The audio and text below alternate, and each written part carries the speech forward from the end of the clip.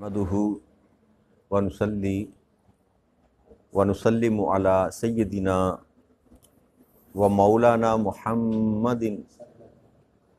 رسولہ النبی الامین المکین الحنین الکریم الرؤوف الرحیم اما بعد فاعوذ باللہ من الشیطان الرجیم بسم اللہ الرحمن الرحیم۔ واجب الاحترام ساتھی اللہ تعالیٰ کا بے پائن لطف و کرم اور اس کا احسان عظیم ہے کہ جس کی توفیق سے ہم اس کے ذکر کے لیے اس کے گھر میں جمع ہیں۔ آج ہم اللہ کی توفیق سے سورہ الانعام کی آیت نمبر 120 سے اپنے سبق کا آغاز کر رہے ہیں۔ اللہ کریم نے ارشاد فرمایا وَذَارُوا ظَاهِرَ الْإِثْمِ وَالْبَاطِنِ بَاطِنَهُ إِنَّ الَّذِينَ يَكْسِبُونَ الاسم سیجزون بما کانوا یقترفون، اور تم ظاہری اور باطنی گناہ چھوڑ دو، بے شک جو لوگ گناہ کما رہے ہیں انہیں عن قریب سزا دی جائے گی ان کے باعث جن کا وہ ارتکاب کرتے تھے۔ اللہ کریم نے اس آیہ مبارکہ میں گناہوں سے دور رہنے کی جو بات کی تو دو طرح کے گناہوں کا ذکر کیا اللہ کریم نے۔ ایک گناہ وہ جو ظاہری ہے اور ایک گناہ وہ جو باطنی ہے۔ نبی اکرم صلی اللہ علیہ وسلم کے دور میں جو عرب کا معاشرہ تھا، اس معاشرے میں عام جو رواج تھا وہ چھپ کر برا عمل کرنے کو، خاص کر زنا جو تھا اس کو وہ برا محسوس نہیں کرتے تھے، جبکہ جو لوگ کباخانوں میں جیسے بازار میں سر عام جو اڈے بنے ہوتے ہیں فحاشی کے، وہاں پر جاتے تھے تو ان کو برا تصور کیا جاتا تھا، یعنی کہ جو ظاہراً گناہ کرے اس کو برا تصور کیا جاتا تھا، اور جو چھپ کر کرتا تھا اس کو برا تصور نہیں کیا جاتا تھا، بلکہ یہاں تک کہ جو چھپ کر کرتا تھا وہ سمجھتا تھا کہ یہ حلال ہے، اور جو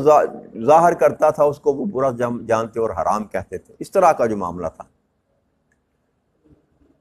جبکہ حضرت سعید بن جبیر رضی اللہ تعالیٰ عنہ اسی آیہ کریمہ کے متعلق یہ بیان کرتے ہیں، کھلے گناہ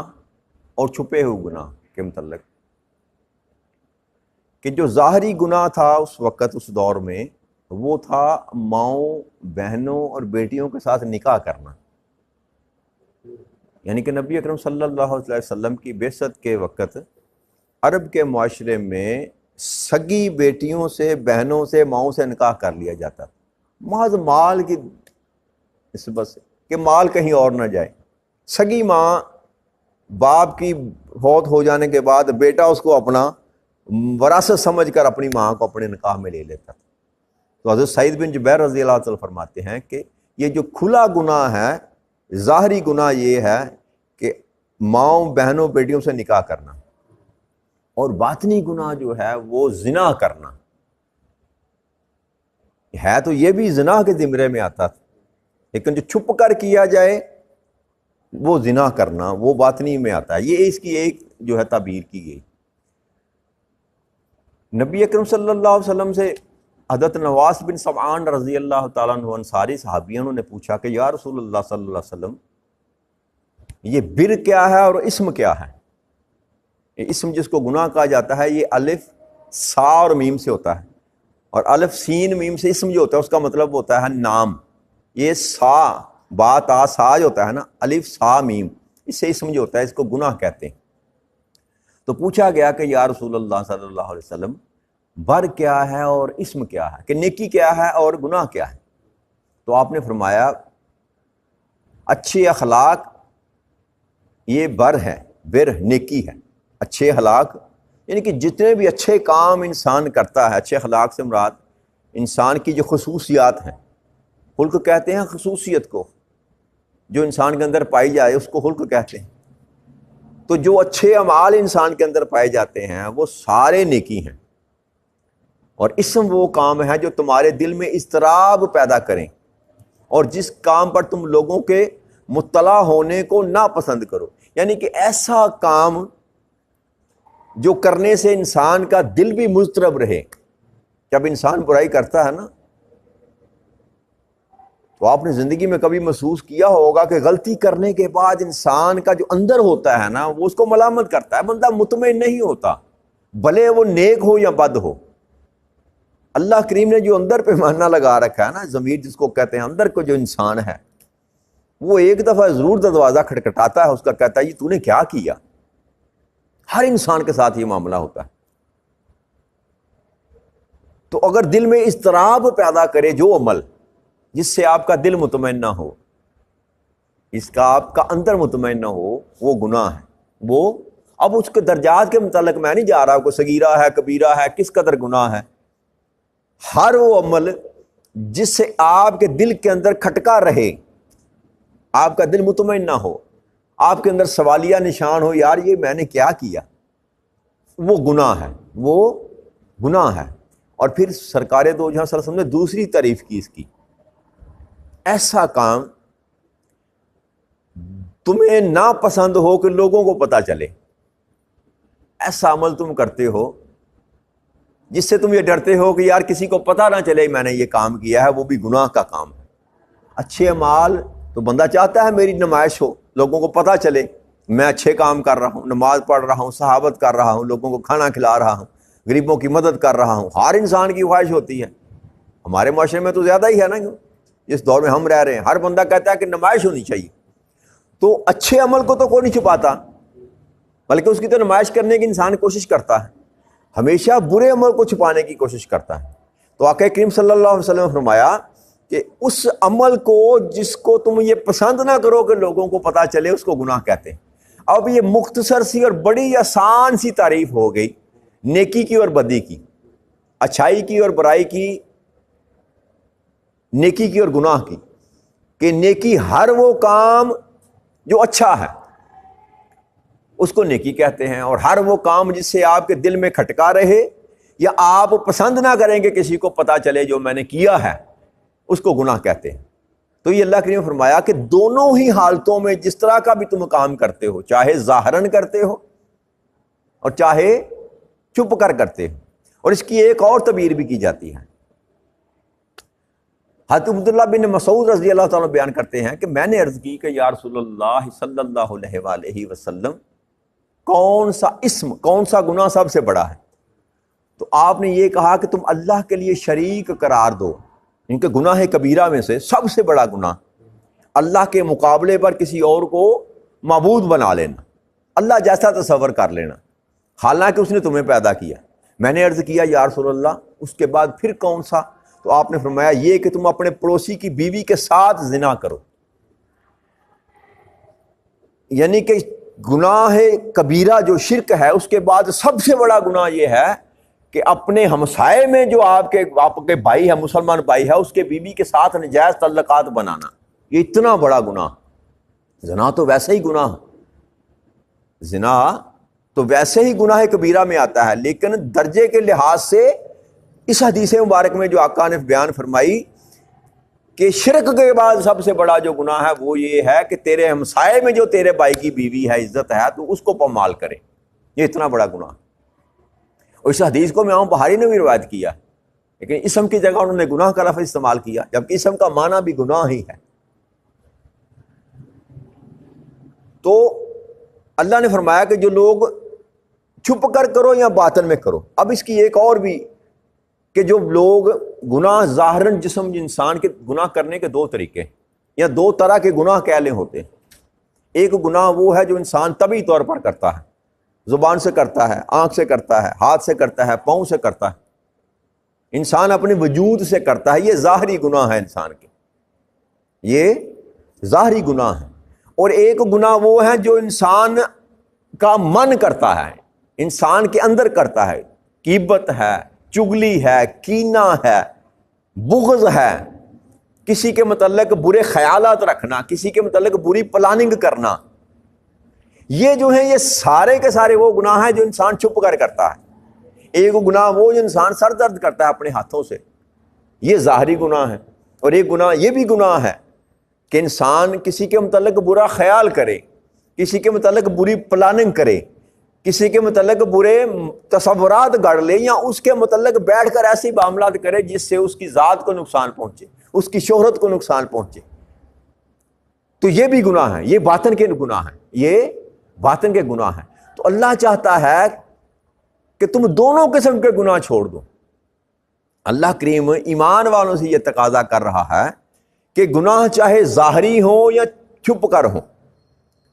چھوٹے ہوں یا بڑے ہوں، ہر قسم کے گناہ جو ہے وہ چھوڑ دو، وہ چھوڑ دو۔ اور پھر اللہ کریم نے ارشاد فرمایا ساتھ ہی، بے شک جو لوگ گناہ کما رہے ہیں ان قریب ان کو سزا دی جائے گی ان بد اعمالیوں کے سبب سے جو وہ جن کا وہ ارتکاب کرتے تھے۔ ساتھ یہ بھی بتا دیا کہ اگر تم کرو گے تو پھر سزا کے لیے اپنے آپ کو ذہنی طور پر تیار رکھو۔ جو بھی گناہ کمائے گا، یہاں پر اللہ نے تخصیص نہیں کی، ایمان والا کرے گا کہ کفر جو پر جو ڈٹا ہوا ہے وہ کرے گا، نہیں، یہاں پر اللہ نے علیحدہ علیحدہ نہیں کیا، مطلقاً فرمایا بے شک جو لوگ گناہ کما رہے ہیں انہیں ان قریب سزا دی جائے گی۔ تو اس میں سارے ہی شامل ہیں۔ کفار کا معاملہ تو الگ ہے، ان کے لیے تو جو بھی عذاب ہوگا وہ دائمی ہوگا، ان کا تو جو بھی عذاب ہوگا وہ دائمن ہوگا، لیکن ایمان والے کے لیے بھی سزا ہوگی اگر یہ برے اعمال کرتا ہے، زنا کرتا ہے، شراب پیتا ہے، چوری کرتا ہے، بدکاری کرتا ہے، کسی کے ساتھ ظلم کرتا ہے، زیادتی کرتا ہے، جھوٹ بولتا ہے، غیبت کرتا ہے، چغلی کرتا ہے، ملاوٹ کرتا ہے، جتنے بھی برے کام ہیں چھوٹے ہوں یا بڑے ہوں، اس کے درجے کے لحاظ سے جو بھی اس کی سزا ہے، یہ گمان نہیں رکھنا چاہیے دل میں کہ کیونکہ ہم مسلمان ہیں لہذا ہم سب سے بچ جائیں گے، نہیں، گناہ کی سزا ہر ایک کو ملے گی، چاہے وہ ایمان والا ہے چاہے وہ ایمان کے بغیر ہے۔ جو ایمان کے بغیر ہے وہ تو کفر کے سبب سے ہمیشہ ہمیشہ کے لیے دوزخ میں رہے گا نا، لیکن ایمان والے کو بھی جس قدر وہ گناہ کرے گا، جس درجے کا گناہ کرے گا، اس کے حساب سے اس کو سزا دی جائے گی۔ تو اللہ نے فرمایا یہاں پر صاف صریحاً فرما دیا کہ ان کے بد عمالیوں کے باعث ان کو جو وہ کیا کرتے تھے ان کو سزا دی جائے گی۔ لہٰذا یہ گمان، اللہ کریم سے گمان کو ختم کر دیا کہ ہم چونکہ مسلمان ہیں، ہم جو کہ صاحب ایمان ہیں، نبی اکرم صلی اللہ علیہ وسلم کی امتی ہیں، تو ہمیں نہیں پوچھا جائے گا، نہ، ہر ایک کو اس کی بد عمالیوں کے سبب سے اس کو سزا دی جائے گی۔ آگے اللہ کی ارشاد فرمایا وَلَا تَأْكُلُوا مِمَّا لَمْ يُذْكَرِ اسْمُ اللَّهِ عَلَيْهِ وَإِنَّهُ لَفِسْقٌ وَإِنَّ الشَّيَاطِينَ لَيُوحُونَ إِلَىٰ أَوْلِيَائِهِمْ لِيُجَادِلُوكُمْ وَإِنْ أَطَعْتُمُوهُمْ إِنَّكُمْ لَا مُشْرِكُونَ، اور تم اس سے نہ کھایا کرو جس پر اللہ کا نام نہ لیا گیا، بے شک وہ گناہ ہے، اور بے شک شیاطین اپنے دوستوں کے دلوں میں وسوسے ڈالتا رہتا ہے تاکہ وہ تم سے جھگڑا کریں، اور اگر تم ان کے کہنے پر چل پڑے تو تم بھی شرک میں مبتلا ہو جاؤ گے۔ تو یہاں جو کل ہم نے بات کی تھی، اللہ نے کہا تھا کہ تمہیں کیا ہو گیا کہ تم ذبح کیا ہوا نہیں کھاتے، وہ وہاں تلقین کی تھی کہ جس پر میرا نام لیا جائے وہ کھایا کرو، وہ کھایا کرو۔ یہاں اللہ کریم نے منع کیا ہے کہ ایسا گوشت نہ کھانا جس پر ذبح کرتے وقت میرا نام نہ پڑا گیا ہو، تکبیر نہ پھیڑی گئی ہو، جس کو حلال نہ ذبح نہ کیا گیا ہو، اللہ نے یہاں پر منع کر دیا۔ وہاں پر تاکید کی کھانے کی، یہاں پر منع کر دیا کہ ایسا گوشت مت کھانا جس پر اللہ کا نام نہ لیا گیا ہو۔ بے شک اللہ فرماتے ہیں اِنَّهُ لَفِسْقٌ، یہ گناہ ہے۔ یہ کیوں گناہ؟ اللہ کی کسی بھی حکم کی نافرمانی جو ہے وہ بھی گناہ ہے۔ حکم کا درجہ ہے نا، چھوٹا یا بڑا، یہ بات کے معاملات ہوئے۔ جب اللہ نے کہا یہ نہ کرنا، تو جب وہ انسان کر لیتا ہے تو نافرمانی کے زمرے میں آتا ہے، گناہ کے زمرے میں آتا ہے۔ تو جب اللہ کہہ رہا ہے کہ یہ جس گوشت پر جس جانور کو ذبح کرتے ہوئے میرا نام نہ لیا گیا اس کو مت کھانا، یہ گناہ ہے۔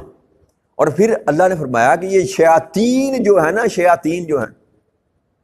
یہ اپنے دوستوں کے دلوں میں وسوسہ ڈالتے ہیں، یعنی کہ ان کے ماننے والے جو دین سے غافل ہیں، جو دین سے بھاگے ہوئے ہیں، کفر پر ہیں، وہ شیطان ان کا ساتھی ہے، ان کے دل میں وسوسہ ڈالتا رہتا ہے کہ وہ تم سے جھگڑا کریں اس بات پر، جو کل میں نے بات کی تھی شاید،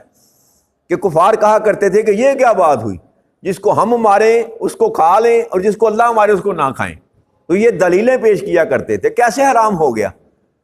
جب تم ذبح کرتے ہو یا اللہ مارتا ہے، تو جو اللہ مارتا ہے وہ کیسے حرام ہو گیا، جس کو تم مارتے ہو وہ کیسے حلال ہو گیا؟ تو اس طرح کی تعویلیں اور دلیلیں پیش کی جاتی تھی۔ تو اللہ فرماتا ہے کہ یہ شیطان ہے جو ان کے دلوں میں اس طرح کی وسوسے ڈالتا ہے، اور پھر اس طرح کی گفتگو وہ کرتے ہیں، آ کر اس طرح کی جھوٹی اور من گڑھ دلیلیں پیش کرتے ہیں۔ تم اگر ان کے کہنے پر چڑھے تو تم بھی شرک کرنے والوں میں سے ہو جاؤ گے۔ اب یہ جو وتیرہ تھا نا کہ اللہ کی حرام کی ہوئی چیزوں کو حلال کرنا یا حلال کی ہوئی چیزوں کو حرام کرنا، یہ وتیرہ تھا ان مشرکوں کا جو مکہ میں آباد تھے، نبی اکرم صلی اللہ علیہ وسلم کے دشمن جو تھے، جس کو آقا کریم صلی اللہ علیہ وسلم نے کہا حلال ہے وہ کہتے تھے نہیں یہ حرام ہے، اور جو حلال کہا وہ حرام ہو گیا، جو حرام کہا وہ حلال ہو گیا، اپنی مرضی اس میں شامل کر لی۔ تو اللہ فرماتا ہے حلال وہ ہے جس کو اللہ نے حلال کیا، اللہ نے کہا یہ کھا لو، جس پر میرا نام لیا گیا یہ کھا لو، تمہارے لیے حلال ہے، اور جس پر میرا نام نہیں لیا گیا اس کو مت کھاؤ، یہ تمہارے لیے حرام ہے۔ تو اللہ نے یہ پیمانہ دے دیا کہ حلال اور حرام کرنے والی ذات میری ہے، اس کو میں نے تمہارے لیے حلال کر دیا، اس کو تمہارے لیے میں نے حرام کر دیا۔ اب کسی کے سوال کرنے سے، کسی کی من چاہی دلیلیں یا تعویلیں دینے سے نہ اللہ کا حلال کیا ہوا حرام ہو سکتا ہے، نہ اللہ کا حرام کیا ہوا حلال ہو سکتا ہے۔ تو اگر ایسا عمل تم کرو کہ وہ لوگ جو شیطان کے وسوسے میں آ چکے ہیں، گمراہ ہو چکے ہیں، ان کے ساتھ تم مل جاؤ اس خوف سے کہ یار یہ کیا جھگڑا ہی ختم کریں، ان کی بات ہی مان لیتے ہیں، کیا اس جھگڑے میں پڑھ کے کیا لینا ہے، ان کے معاملے میں تم اگر ان کے ساتھ مل گئے جیسے وہ چاہتے ہیں، جیسا وہ چاہتے ہیں، اگر تم نے ویسا کر لیا کہ اللہ کی حرام کی ہوئی چیزوں کو حلال کر لیا اور اللہ کی حلال کی چیزوں کو تم نے حرام کر دیا، تو تمہارا شمار بھی مشرکوں میں سے ہو جائے گا۔ اب اتنی بڑی وعید رب کریم نے یہاں پر سنا دی کہ جس کو میں حلال کروں، جس کو میں حلال کروں اس کو جو حرام کرتا ہے اس کا شمار مشرکوں میں ہوگا، اور جس کو میں حرام کروں اس کو جو حلال کرے اس کا شمار مشرکوں میں ہوگا، کیونکہ یہ وتیرہ ان کا تھا، یہ وتیرہ۔ تو یہاں اللہ کریم نے کھول کر بات بیان کر دی کہ حرام کرنا اور حلال کرنا یہ کسی انسان کو اللہ کریم نے اختیار، یہ کئی دفعہ میں بات یہ بیان کر چکا کہ یہ اختیار اللہ کریم نے کسی کو دیا ہی نہیں سوائے تاجدار کائنات حضرت محمد مصطفیٰ صلی اللہ علیہ وآلہ وسلم۔ کائنات میں صرف ایک ہستی کو اللہ نے اجازت دی، اللہ نے فرمایا کہ یہ جو میرا محبوب ہے جو تم کو دے لے لیا کرو، جس سے روکے رک جایا کرو، کہ صرف میرا محبوب ایسا ہے کہ جو حلال کو حرام کر سکتا ہے اور حرام کو حلال کر سکتا ہے، لیکن اس کے پیچھے اللہ کا حکم ہوتا ہے جو ہمیں علم نہیں ہوتا، کیونکہ اللہ تو وہی کرتا ہے نا اپنے محبوب پر، یہ الہام کرتا ہے۔ تو جو نبی اکرم صلی اللہ علیہ وسلم اگر کسی چیز کو حلال کرتے ہیں تو وہ اللہ کے حکم سے کرتے ہیں، یا کسی چیز کو حرام کرتے ہیں تو وہ بھی اللہ کے حکم سے کرتے ہیں۔ عام جو مطلق اللہ کریم نے حکم دیا، جو قرآن کریم میں بیان کیا، جو چیزیں حرام کی ہیں عامت الناس کے لیے ساری کی ساری حرام ہے، الا جس کو نبی اکرم صلی اللہ علیہ وسلم کہہ دیے تیرے لیے یہ حلال ہے۔ جیسے سراقہ بن نوفل کے لیے سونے کے کڑے اللہ آقا کریم صلی اللہ علیہ وسلم نے حلال کر دیے، مرد کے لیے حرام ہے، اور سراقہ کو کہا کہ تیرے ہاتھ میں صونے کے کنگن دیکھتا ہوں، ان کے لیے حلال کر دیا۔ اور ایسے ہی ایک اور صحابی نبی اکرم صلی اللہ علیہ وسلم کی بارگاہ اقدس میں حاضر ہوئے، نوجوان تھے، کہنے لگے کہ یا رسول اللہ صلی اللہ علیہ وسلم آپ نے کہا ہے کہ ریشم جو ہے مرد کے لیے حرام ہے، تو آقا میرے بدن پر جو ہے نا وہ الرجی ہے، بیماری ہے کوئی ایسی، میں یہ سوتی کپڑا نہیں پہن سکتا، میرے جسم کو خراب کرتا ہے۔ تو آپ نے فرمایا تو پہن لیا کر، تیرے لیے حلال ہے، تیرے لیے حلال ہے۔ تو یہ نبی اکرم صلی اللہ علیہ وسلم کو اللہ نے اجازت دی، جیسے اللہ نے فرمایا کہ یہ سور کا گوشت، یہ خنزیر کا گوشت، اس کا خون، بہتا ہوا خون مردار کا، یہ تمہارے لیے حرام ہے، لیکن اگر تمہاری جان جاتی ہو تو وہ تمہارے لیے حلال کر دیا گیا۔ ویسے ہی اللہ کریم نے نبی اکرم صلی اللہ علیہ وسلم کو بھی یہ اجازت دے رکھی تھی کہ جس کو میرا محبوب کہہ دے حلال ہے تیرے لیے، اس کے لیے وہ حلال ہو گیا۔ باقی امت الناس کے لیے سونا آج بھی حرام ہے، آج بھی حرام ہے، لیکن سراقہ بن نوفل کے لیے رضی اللہ تعالیٰ عنہ کے لیے آقا کریم صلی اللہ علیہ وسلم نے حلال کر دیا۔ تو کائنات ارض و سما میں فقط دو ہستیاں ہیں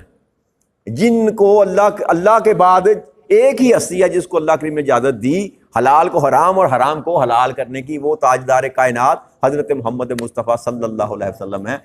تیسرا کوئی ایسا اور کائنات ارض و سما میں کوئی ایسی تیسری ہستی نہیں ہے، لہذا ہمیں ان چیزوں سے اجتناب کرنا چاہیے۔ جو حرام ہے وہ حرام ہے، جو حلال ہے وہ حلال ہے۔ اللہ کریم آپ کو اور مجھے توفیق عطا فرمائے۔ وما علینا الا البلاغ المبین۔ السلام علیکم ورحمۃ اللہ وبرکاتہ۔